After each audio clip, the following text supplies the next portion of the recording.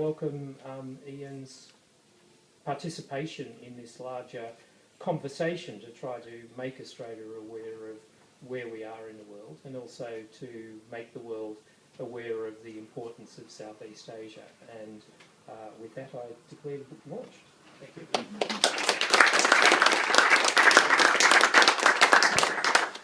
Thank you, Adrian, for those very kind words. Welcome, everybody. It's great to be back at Glebe Books, doing another book launch. I can see family, friends, neighbours, fellow writers, Indophiles and others in the audience, so welcome, special welcome. This is a celebration, and celebrations are always about thank yous, so I'd like to thank my family for their support. My wife Yusra is unfortunately in Indonesia at the moment, and Miranda is in the US, but Melissa is here, so at the back, so please say hello to Melissa.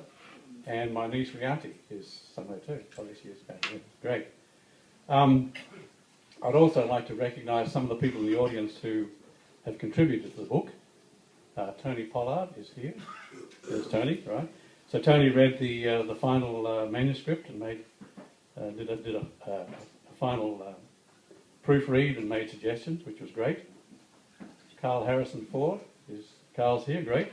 So Carl did the final edit for Rosenberg under what were difficult circumstances, and thank you very much, Carl, for all you did. And a special thanks to David and Scylla Rosenberg. David's back there. Scylla is somewhere, right in the back. Okay. Rosenberg Publishing again has done a great job in presenting the book. They set the standard, I think, for Spice Islands, and have done a similar great job with East Indies. For those interested in cartography, like myself, well, there are 70 colour images in the book, of which 20 are historic maps, which I've had a great pleasure in seeking out. And the good news from David is also that Spice Islands, the first book, is virtually sold out, and there will be a second edition coming in January. So if you haven't been able to get your hands on that, the opportunity will continue. So just a little bit about the book. When I started researching a second book, I thought, well, the sandalwood trade and Timor would be very interesting, and I pursued that for a while.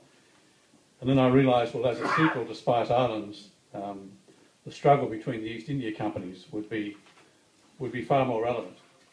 And I was also encouraged by the fact that the last book that was published on that subject was more than 60 years ago, so there was a great opportunity to update that history. And so I took a separate path and finished up with East Indies.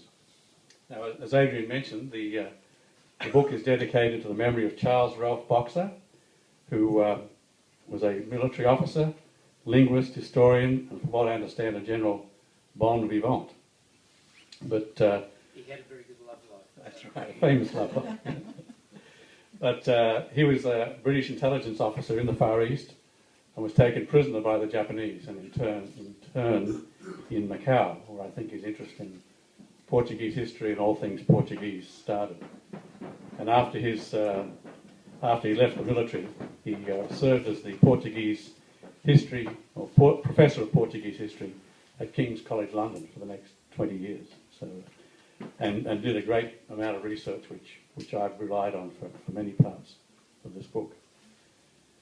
Now, East Indies begins in Malacca. I think if you've seen the cover and been to Malacca, you'll recognise many of the great things there. Malacca is now a UNESCO World Heritage Site, so I'd recommend you all go there and explore the origins of and the occupation by the Portuguese, the Dutch, and then the English, which are a lot of those remnants are still there. And as Adrian said, the book follows the trade winds, the trade routes to the port cities across East Indies, such as, if you're familiar with the area, Ternate, Ambon, Banda, Solor, Makassar, Banten, Bencoolen, Tanjung Pinang, and Penang. And East Asia also, such as Macau, Canton, and Nagasaki. And we document the founding of the historic port cities of Batavia, and then it concludes with the founding of the modern port cities of Singapore and Hong Kong. And of course, it tells the struggle between these three national companies and the rise of the the world's first joint stock and multinational companies, and even more interesting, private companies that acted as sovereign states, so they could print their own currency, mint their own currency, manufacture their own weapons, had their own standing armies and navies, and could declare or did declare war on all those who stood in their way. So it's not always a pleasant story. And then we finish up with their commercial decline and their conversions into the colonial states that then ruled over millions of people in Indonesia, India and Malaya. So that's a brief summary of the book. I think we're getting to the end of here, so I want you to please enjoy the rest of the celebration. Books are for sale at the counter, and I've been told the author will sign copies. And also don't forget the nutmeg cake, which I spent hours this week baking in my home. And I'd like to thank Ian Hempel and his wife Liz, because the recipe, if you want the recipe for the nutmeg cake, it's on the back of every packet of powdered nutmeg you buy from Herbie's Spices. There you go. But anyway, thank you very much.